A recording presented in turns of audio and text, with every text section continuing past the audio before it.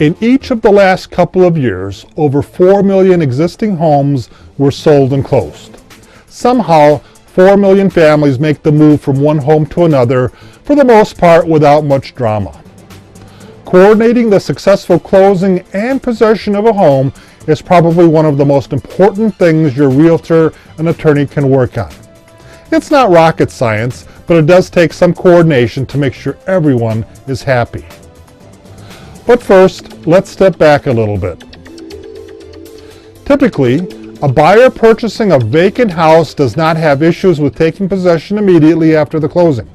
It's your house, you've got the keys at closing, and you can start moving in. It's not so easy if the house you are buying is occupied by either the current owners or tenants.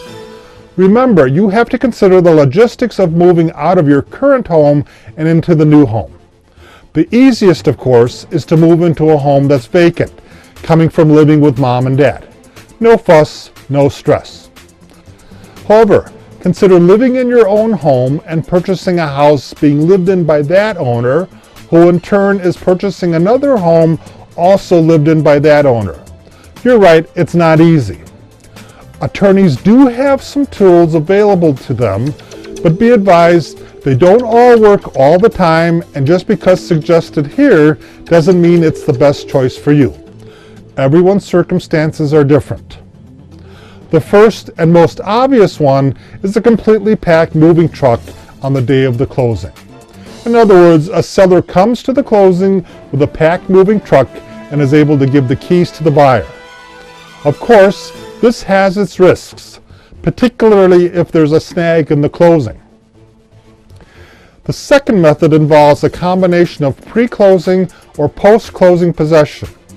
In other words, a seller and buyer can agree beforehand that the new buyer will allow the seller to stay in possession of his house for a specified number of days after the closing, or conversely, the seller allows the buyer to move into the house a few days before the closing.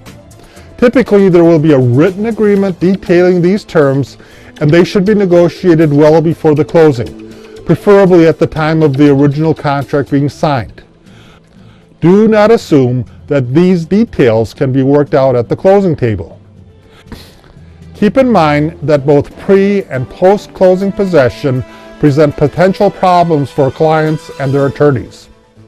Your attorney will advise you that if you want to retain possession of a home you are selling after the closing, you have to pay rent and also post a possession escrow, essentially a security deposit with the other attorney. While both amounts can be negotiated,